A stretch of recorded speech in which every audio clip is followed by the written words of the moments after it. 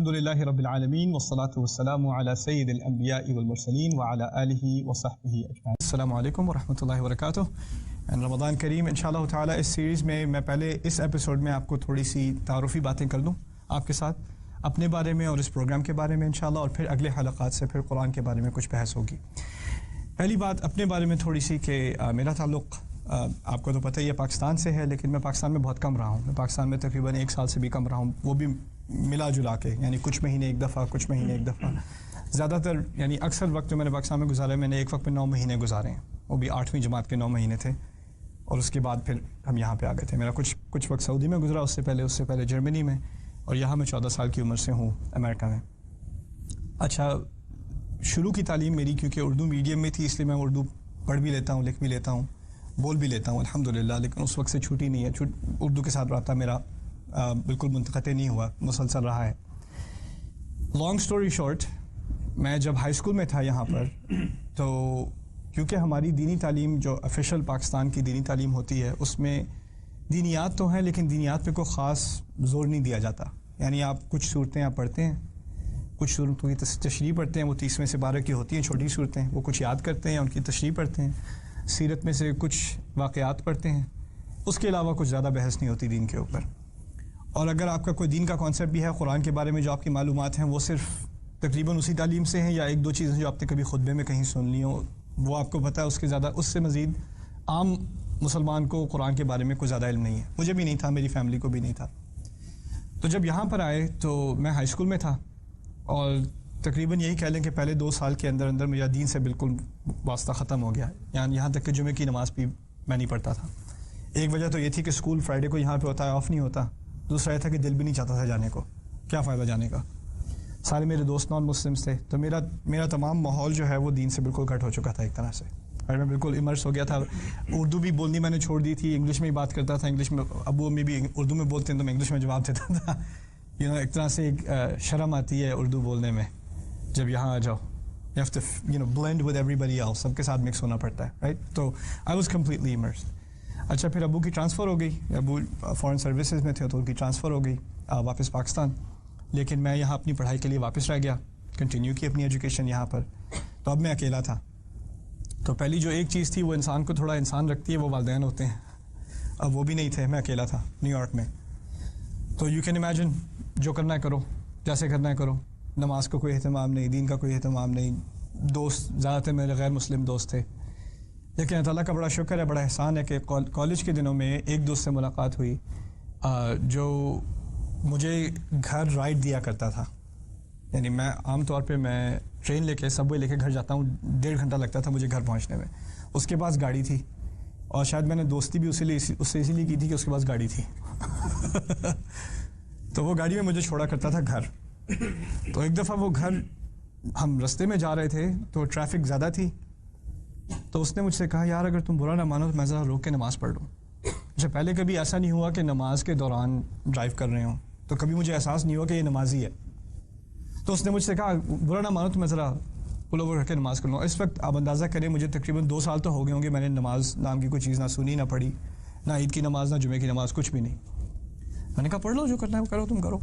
تو وہ کسی مسجد میں گھما کے گیا کوئنس کے اندر, گاڑی باہر پارک کی, اندر چلا گیا. اب مجھے برا لگا کہ یار میں باہر بیٹھا ہوں, وہ اندر جا کے نماز پڑھ رہا ہے, میں بھی اندر چلا گیا. اب مجھے یہ بھی نہیں یاد کہ وضو کیسے کرتے ہیں, تو میں نے وضو کے بغیر نماز پڑھی, ایسے ہی اس کے ساتھ ہی کھڑے ہو کے اس کو فالو کر کے نماز پڑھی. واپس آئے تو ایک دل میں احساس ہوا کہ یار یہ کیوں چھوڑ دی میں نے نماز. پھر میں نے نماز سیکھنی شروع کی دوبارہ چھوٹی صورتیں یاد کی, وہ بھی یاد نہیں تھیں, دوبارہ یاد کی. پھر دوبارہ نماز پڑھنی شروع کی, اور پھر ایک دفعہ جب نماز کا چسکا پڑا تو 5 وقت کی نماز پڑھنی ہے. پہلے تو یہ ہوا کہ یعنی دن کے آخر میں 5 نمازیں اکٹھی کر لو. پھر تھوڑا بہت سیکھا تو پتہ چلا کہ نماز کو اپنے وقت پہ پڑھنا پڑتا ہے. اللہ تعالیٰ نے قرآن میں فرمایا ہے ان الصلاۃ کانت علی المؤمنین کتابا موقوتا. نماز مومن پر ایک ایسی چیز ہے, جو ایسا قانون ہے جو وقت پر ہے, موقوت, اس کے خاص اوقات ہیں. تو ٹھیک ہے, اب وقت پہ نماز پڑھنی شروع کی. اب وقت پہ کبھی کالج کلاس چل رہی ہے تو بیچ میں سے چھوڑ کے ہال وے میں کبھی کلاس ہو رہی ہے, کبھی کہیں سب وے میں ہے تو سب وے اسٹیشن پہ سائڈ پہ ہو کے نماز ہو رہی ہے. تو نماز جب تھوڑی پڑھنی شروع کی تو احساس ہوا کہ کچھ پتہ نہیں پڑھ کیا رہا ہوں, مجھے سمجھ نہیں آتی پڑھ کیا رہا ہوں. تو کسی نے تحفے میں مجھے انگلش ٹرانسلیشن دی قرآن کی، یوسف علی کی ٹرانسلیشن، مجھے ابھی تک یاد ہے رحمہ اللہ، ان کی ٹرانسلیشن تھی اردو کی اور انگلش کی، اور ان کی انگلش اگر آپ نے پڑھی ہو تو اٹس فیلز لائک شیکسپیئر، بہت مشکل انگریزی ہے. تو وہ میں سبوے میں پڑھنے کی کوشش کرتا تھا لیکن سمجھ نہیں آتی تھی کیا کہہ رہے ہیں. پھر میں نے اردو ترجمہ پڑھنے کی کوشش کی، اردو میں اور کنفیوز ہوا، کیونکہ اردو میں جب ترجمہ کرتے ہیں تو وہ لفظاً ترجمہ کرتے ہیں نا، تو وہ یہ نہیں کہتے میں شروع کرتا ہوں، کہتے ہیں کرتا ہوں شروع، اس طرح الٹی ترتیب میں لکھتے ہیں ترجمہ. اور پھر سائڈ پہ بڑے موٹے موٹے حاشیے ہوتے ہیں جو کسی انسان کو سمجھ نہیں آتے. تو وہ آئی گیو اپ، میں نے کہا یہ تو میرے سمجھنے سے باہر ہے. یعنی قرآن پڑھنے سے زیادہ جواب آنے کے بجائے زیادہ سوال ذہن میں آنے شروع ہو گئے. یہ سبجیکٹ ایک دم سے ایسے چینج کیوں ہو گیا، یہ بار بار بات دہرائی کیوں جا رہی ہے، اگر یہ سورہ، اس کا نام سورہ بقرہ ہے تو اس میں گائے کے علاوہ عورت کی دوسری باتیں کیوں ہو رہی ہیں، اگر اس سورت کا نام آل عمران ہے تو اس میں عمران کی فیملی کے بارے میں بات ہونی چاہیے، اور کیا بات کیوں ہو رہی ہے یہاں پر، اور یہ کیا چیز ہے، یہ چکر ہے، کچھ مدنی ہے کچھ مکی صورت ہے، اچھا مکی پہلے تھیں مدنی بعد میں تھیں، تو شروع میں ہی ساری مکی کیوں نہ کر دیں، آخر میں ساری مدنی کیوں نہ کر دیں. یہ سوال میرے ذہن میں آنے شروع ہو گئے. اچھا میں اب سوال پوچھوں بھی تو کس سے پوچھوں، کوئی پوچھنے والا، کوئی جواب دینے والا نہیں.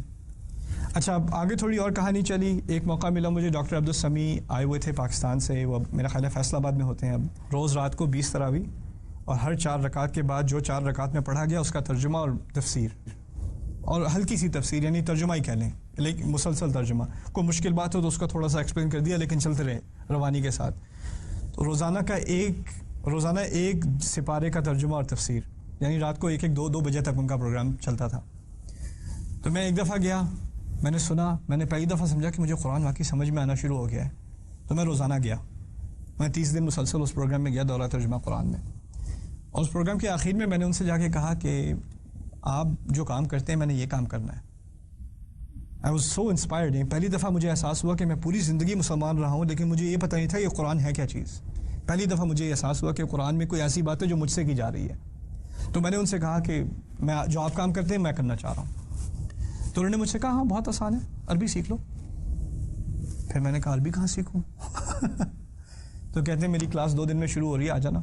ان کا 3 ہفتے کا کورس تھا، 3 گھنٹے کا روزانہ کا. میری روٹین یہ تھی، میں صبح جاب پہ جاتا تھا، پھر وہاں سے کالج جاتا تھا، پھر وہاں سے یہاں مسجد آتا تھا 3 گھنٹے کی کلاس کرنے، پھر دوبارہ اگلے دن صبح 5 بجے دوبارہ روٹین شروع. 20 گھنٹے میرے تقریباً دن ہوتے تھے. ان کے ساتھ عربی پڑھی 3 ہفتے. 3 ہفتے کو بڑی بات نہیں ہے. 3 ہفتے کا کورس ختم کرنے کے بعد انہوں نے نوٹس کیا کہ میری کو خاص دلچسپی تھی عربی میں، اور اللہ تعالیٰ نے بھی ذہن کھول دیا عربی کی طرف. ویسے باقی کلاسوں میں بڑی چین سے سوتا ہوں، عربی کلاس میں مجھے نیند نہیں آئی ہے. تو انہوں نے کہا کہ تم ایسا کرو، تم میرے ساتھ دوبارہ پڑھ لو یہی کورس. تو انہوں نے مجھے 1-on-1 3 مزید ہفتے جسٹ پرسنلی مجھے اور پڑھایا 3 ہفتے. اور پھر اس کے بعد ان کی فلائٹ واپس پاکستان جا رہی تھی. تو انہوں نے کہا اچھا اب تمہیں مجھے پیمنٹ کرنی ہے. جاتے دن آخری دن مجھے کہتے ہیں، ڈاکٹر صاحب کہتے ہیں مجھے پیمنٹ کرنی ہے تمہیں. میں نے کہا آپ جو کہیں. پیسے تو میرے پاس تھے نہیں، خیر پیمنٹ کیا کروں گا میں، شاید میں فش سینڈوچ لے کے آیا تھا، میں ان کو دے دیتا. تو کہتے ہیں اب تمہیں پڑھانا ہے، جو میں نے تمہیں پڑھایا وہ تمہیں پڑھانا ہے. ڈاکٹر صاحب میں نے 6 ہفتے پڑھا ہے، میں کیا پڑھاؤں گا، مجھے کیا پتہ ہے. نہیں جس کو پڑھا سکتے ہو پڑھاؤ، بس پڑھاؤ. اوکے آپ کہتے ہیں تو پڑھا دیتا ہوں. پھر میں نے اپنے کالج میں عربی پڑھانی شروع کی. دوستوں کو عربی، جو سنے نہ سنے اسے میں نے عربی پڑھانی شروع کر دی. گھر میں عربی پڑھانی شروع کر دی. شادی ہوئی تو وائف کو عربی پڑھانی شروع کر دی. کسی کو نہیں چھوڑا، بس عربی پڑھانی شروع کر دی. ایک طرف سے اور جتنی عربی پڑھوں پھر مجھے احساس ہوا کہ ٹھیک ہے مجھے کچھ فنڈامنٹلز، کوئی بیسک عربی تو آ گئی ہے ڈاکٹر صاحب کی وجہ سے، لیکن مجھے اپنی تعلیم بھی آگے کرنی ہے. میرے پاس اتنا علم نہیں ہے کہ میں پوری طرح قرآن کو سمجھ سکوں. ٹھیک ہے اب کچھ قرآن سمجھ آنا شروع ہو گیا ہے.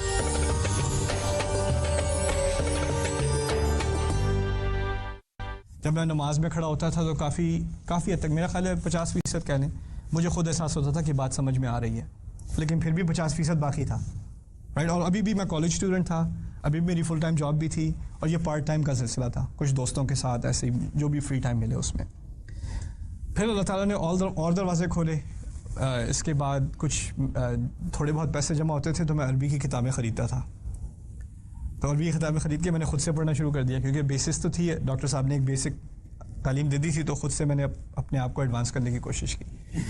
تو مدینہ کا کریکولم، پھر ریاض کا کریکولم، پھر ایجپٹ کا کریکولم، العربیۃ بین یدیک، پھر کیمبرج یونیورسٹی کا کریکولم، پھر جارج ٹاؤن یونیورسٹی کا کریکولم، ایک کے بعد دوسرا میں نے خود سے پڑھنا شروع کیا. اور جہاں کہیں پھنس جاتا، کیونکہ نیو یارک میں تھا، وہاں امام بہت ہیں، تو کسی مسجد میں گئے، کسی عرب امام سے پوچھ لیا یہ کیا ہے، یہ کیا ہے، یہ کیا ہے، ورنہ خود سے مطالعہ کنٹینیو کیا میں نے. اچھا، اس دوران کیونکہ میرے نزدیک جو میری موٹیویشن تھی عربی پڑھنے کی، وہ اصل تھی قرآن سمجھنا. میں صرف عربی اس لیے پڑھنا چاہتا تھا کہ مجھے قرآن ڈائریکٹلی سمجھ آئے اور زیادہ سے زیادہ سمجھ آئے.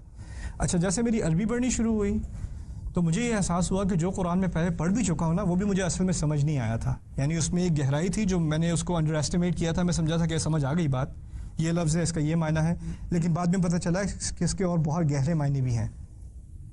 تو پھر مجھے احساس ہوا کہ شاید میرے فہم میں اور میری انڈرسٹینڈ میں کچھ چیز مسنگ ہے.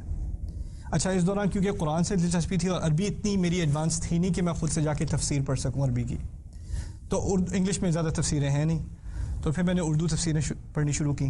مفتی محمد شفیع رحمہ اللہ، ان کی معارف القرآن، ابھی تک میں اس کا مطالعہ کرتا ہوں. تدبر القرآن امین حسن اسلائی صاحب، ابن کثیر کا اردو ترجمہ، جو بھی تفسیریں مجھے ملی، تفسیر مظہری، جو بھی ملا، تفسیر عثمانی، وہ میں نے کاپیز لے کے ان کو پڑھنا شروع کیا. لیکن پھر بھی مجھے احساس ہوتا تھا کہ کچھ مسنگ ہے. جب ترجمہ پڑھا کوئی چیز مسنگ ہے، کچھ سمجھ نہیں آ رہی بات.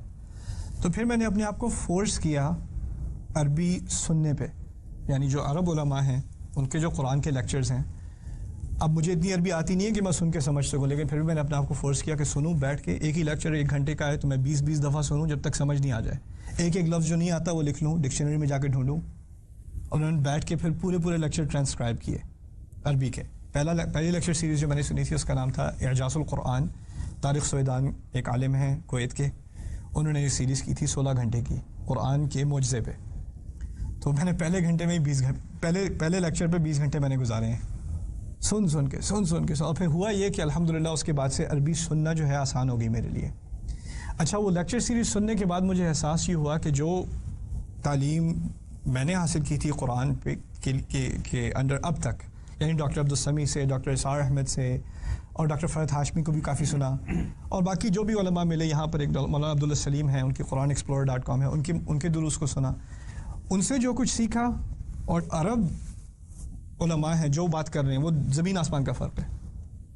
وہ ایک بات نہیں کر رہے جیسے کہ وہ 2 قرآن پڑھ رہے ہیں. معاذ اللہ، معلوم ہوتا ہے کہ وہ بالکل ان کا جو پرسپیکٹو ہے وہ بالکل ہی اور ہے. ہمارے ہاں جو اسٹرینگتھ ہے، جو میرے نزدیک، یہ میری اپنی ذاتی بات ہے، ہمارے ہاں جو ہمارے علماء کی بحث ہے از ویری فلسافک. اس میں فلسفہ بہت ہے، اس میں حکمت بہت ہے، اس میں فوائد بہت ہیں. ان کے ہاں ہر لفظ کی گہرائی میں جا کر اس لفظ کا معنی کیا ہے، اس سے کیا فائدے نکلتے ہیں، وہ جو گہرائی وہاں ملی وہ مجھے کہیں اور نہیں ملی. لیکن ان کے ہاں فلسفہ نہیں ہے. ان کے ہاں جدید جو علوم ہیں اور جدید فلسفے ہیں اس پہ جو قرآن کے خلاف تنقید ہوتی ہے اس کا جواب نہیں، وہ ہمارے ہاں ہے.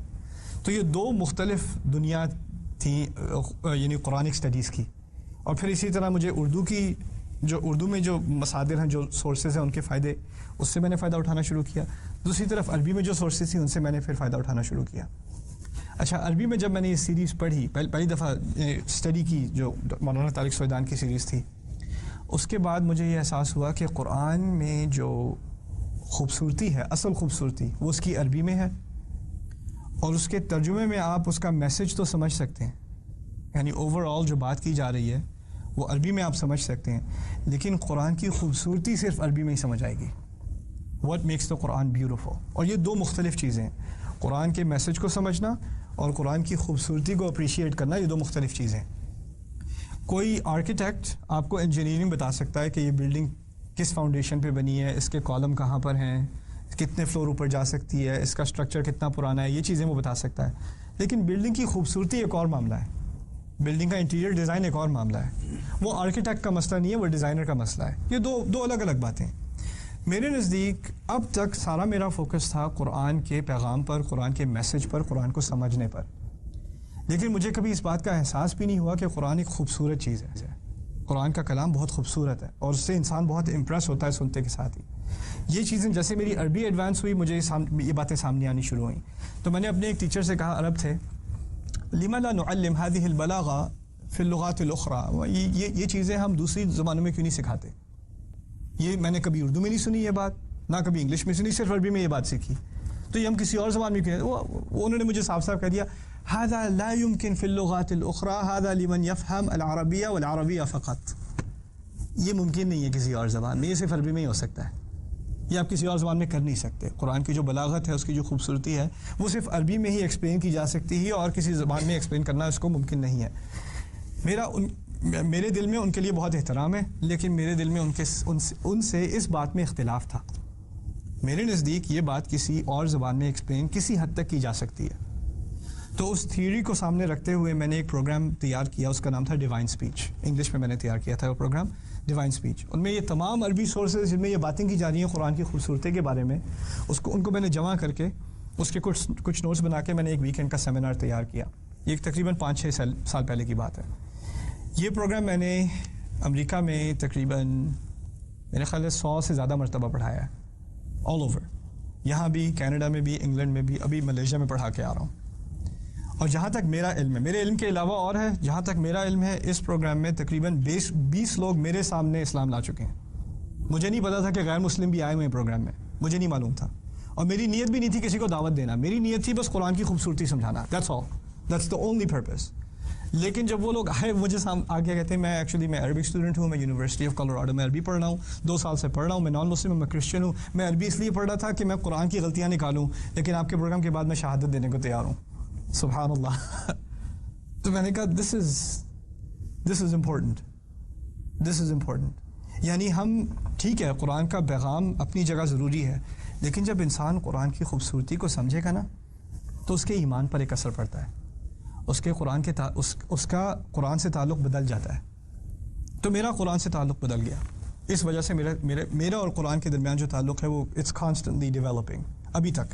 ابھی تک میں پڑھ رہا ہوں، سمجھ رہا ہوں، سمجھنے کی کوشش کر رہا ہوں، اور جو کچھ سمجھ میں آتا ہے پڑھانے کی کوشش کر رہا ہوں.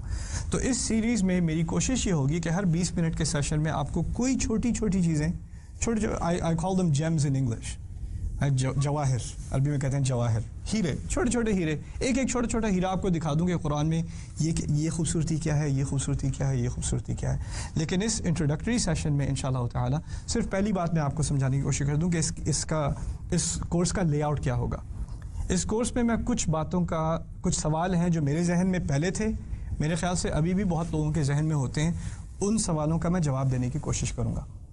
سوال کیسے؟ قرآن میں جو کہانیاں ہیں، انبیاء کے قصے ہیں، وہ تھوڑے کر کے کیوں ہیں؟ یعنی یہاں پہ تھوڑا، پھر وہاں پہ تھوڑا، پھر وہاں پہ تھوڑا، اکٹھے کیوں نہیں ہیں؟ صرف سورہ یوسف اکٹھی ہے، باقی سب الگ الگ ہیں، تو الگ الگ کیوں ہیں؟ قرآن میں ایک ہی صورت کے اندر موضوع کیوں بار بار بدل جاتا ہے؟ ایک ہی موضوع پہ بات کیوں نہیں ہوتی؟ ایک ہی سبجیکٹ پہ بات کیوں نہیں ہوتی؟ بار بار تبدیلی آتی ہے، کیوں ہوتی ہے؟ قرآن کی ترتیب ایسے کیوں ہے؟ جیسے ہے فاتحہ مکی ہے، بقرہ، آل عمران، نساء، مائدہ مدنی ہے، انعام، اعراف مکی ہے، انفال، توبہ مدنی ہے. یہ تبدیلی کیوں؟ اس کا کیا فائدہ ہے؟ قرآن میں اتنی ریپیٹیشن کیوں ہے؟ قرآن میں ایک ہی بات بار بار کیوں دہرائی جاتی ہے؟ واللہ بما تعملون خبیر، واللہ بما تعملون خبیر، واللہ بما تعملون خبیر. اور کبھی کبھی دہرائی جاتی ہے لیکن دہرائی میں تھوڑا سا فرق آ جاتا ہے، کبھی واللہ بما تعملون خبیر، کبھی ان اللہ بما تعملون خبیر. اور سب سے بڑا سوال ہم بچپن سے سنتے آئے ہیں، ہم میں سے کئی لوگ، کہ قرآن کا ہر لفظ اپنی جگہ پرفیکٹ ہے، اس کو اپنی جگہ سے ہٹایا نہیں جا سکتا. یہ اللہ تعالیٰ کا کلام ہے، it's perfect in every way. تو اس سوال کو ذرا گہرائی میں ڈوب کے یہ سوال پوچھنا کہ اچھا یہ اللہ تعالیٰ نے ایسے بات کی ہے. عربی میں 20 طرح کرنے کی بات، آپ ایک بات 20 طرح سے کر سکتے ہیں. تو اگر اللہ نے ایسے بات کی ہے، اگر اس کو کسی اور طرح کہا جاتا تو کیا فرق پڑتا؟ اگر کسی اور طرح کہہ دیتے اور کیا فرق پڑتا؟ یہی طریقہ سب سے بہترین کیوں ہے اور کوئی طریقہ اتنا اچھا کیوں نہیں ہے؟ وہ سوال بھی ہم پوچھیں گے انشاءاللہ تعالی اس کورس کے دوران. سو آئی ہوپ یو انجوائے انشاءاللہ، اور آپ دعا کریں کہ اردو جو ہے وہ روانی سے زبان سے نکلے انشاءاللہ، اور آپ کی سمجھ میں بھی آئے. بارک اللہ لی ولکم فی القرآن الحکیم ونفعنی وإیاکم بالآیات والذکر الحکیم. والسلام علیکم ورحمۃ اللہ وبرکاتہ.